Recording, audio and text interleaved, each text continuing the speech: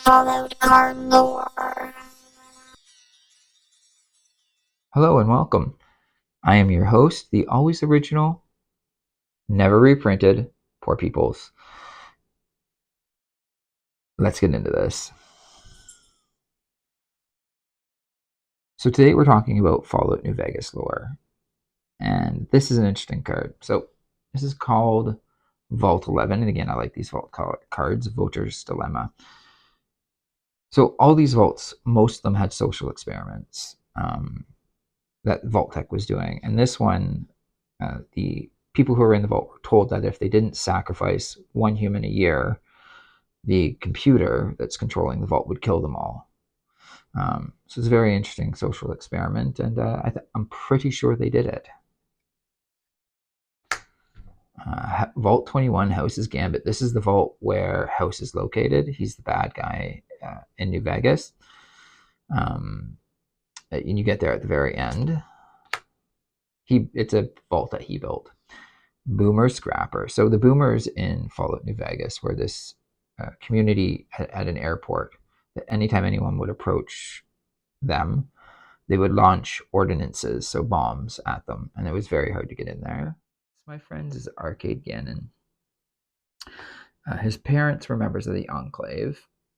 He grew up in the Enclave, and after his father died, decided to leave. He was very disillusioned with them and what they were doing. Joins a cult really called the Followers of the Apocalypse. Now, the Followers of the Apocalypse basically believed the end of the world was the greatest thing that ever had happened, and they're worshippers of the irradiated.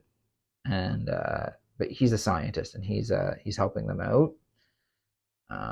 And it's funny enough, Fort Auld Lang Syne is a mission in New Vegas, so that's funny. Lily Bowen, Raging Grandma. Well, she was a grandma. She was a really old super mutant, a Nightkin, I think. And yeah, you would encounter her dressed like this, just wandering through the wastes randomly. Very fun character. Very fun character. She would talk about her grandkids a lot. Powder Gangers. These guys were held up in a prison. And yeah, you had to basically go and take them out.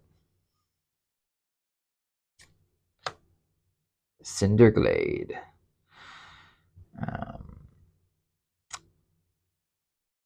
This particular card talks about Fisher Site Omega.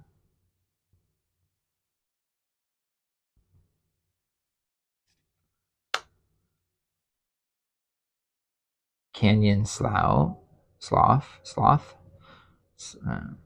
Anyway, the reason why I picked this card is it has a quote on it from Joshua Graham. Joshua Graham is the Burning Man who is referenced in Fallout New Vegas. He was the other leader of Caesar's Legion. And it says, "I pray for the safety of all good people who come to Zion." Zion was, their was the community that the Mormons had set up after the war. Sun Scorched Divide. So this comes from the expansion packs that came out for New Vegas, all of which were kind of directed by Ulysses. That was the character leading you through the Divide. And it says, "To the Divide they come, in the Divide they rest." The Divide was just this area of America, I'm assuming, that had been bombed and then had subsequent earthquakes and stuff and had been totally torn apart. Edie Lonesome Eyebot. He's basically your first companion when you wake up as a courier and you don't know, you've lost your memory. I actually loved Edie. Interesting fact, Edie was constructed in an Enclave bunker factory. Rex Cyberhound, another cool companion you can have. You can switch out his brain, give him different personalities. Next to Dogmeat, probably the coolest dog in the game. The Nipton Lottery.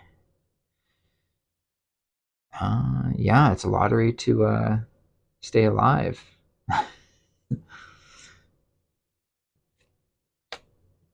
Mr. House. He's the big bad guy of the game. He's the one who controls the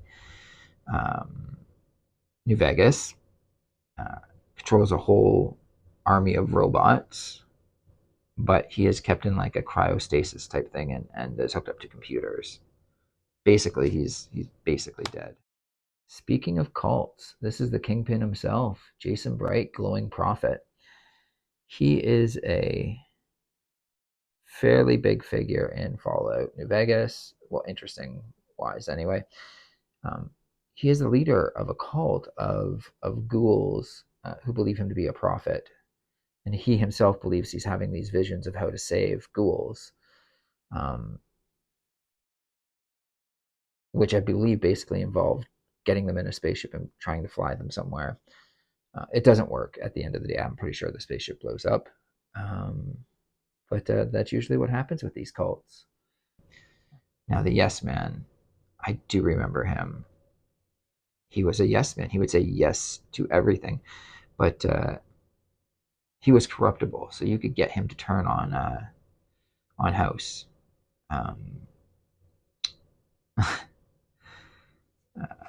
But yeah, very interesting character in the game. The Nuka Nuke Launcher. Very cool weapon. Launches small yield tactical nuclear warheads. Does a fair bit of damage in a very small radius. It's in Fallout 3, Fallout New Vegas, Fallout 4, I think in maybe 1 and 2. But very cool to see here. So that's going to wrap it up. Thanks for joining me. Please like, comment, subscribe, and we'll see you soon. Pour out.